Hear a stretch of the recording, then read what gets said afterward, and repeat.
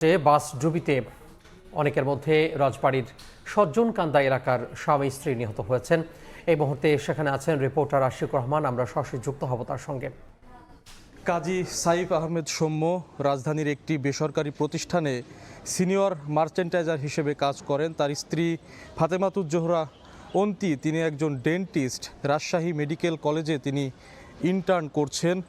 স্বামী স্ত্রী দুজনেই এই রাজবাড়ির সজ্জনকান্দা এলাকায় তাদের সৌম্যের পৈতৃক বাড়ি। এই বাড়িতে ঢাকায় গুলশানে যে কর্মস্থল সৌম্যের, সেই ঢাকার গুলশান থেকে এই সজ্জনকান্দায় ঈদ করতে এসেছিলেন, অর্থাৎ ঈদের ছুটিতে এসেছিলেন। মাত্র 3.5 মাস আগেই সৌম্য এবং অন্তি তারা একে অপরকে পছন্দ করে তারা বিয়ে করেন এবং এই তাদের সামান্য অল্প কয়েক মাসের সংসার তারা ঈদের ছুটি শেষে গতকাল বিকেলে এই সৌহার্দ্য পরিবহনে ঢাকায় ফিরছিলেন, তাদের কর্মস্থলে ফিরছিলেন এবং আজকে সৌম্যর একজন সহকর্মী তার বিয়ের অনুষ্ঠানে তাদের স্বামী স্ত্রীর যোগদান করার কথা ছিল, কিন্তু আসলে ভাগ্যের কি নির্মম পরিহাস, আজকে তাদেরকে পাশাপাশি কবরস্থানে তারা শায়িত হলেন।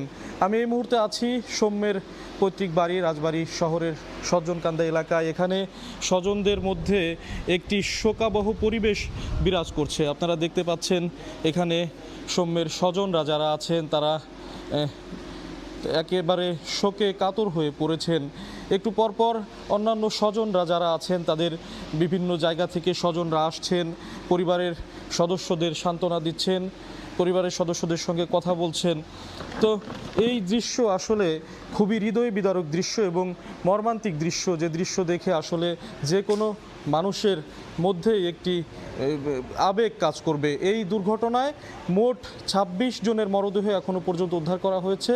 এখনও আরও অনেকজন নিখোঁজ রয়েছে বলে স্বজনরা আমাদের কাছে জানিয়েছেন।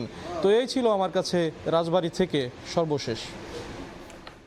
সহকর্মী আশিকুর রহমান যুক্ত হয়েছিলেন রাজবাড়ী থেকে।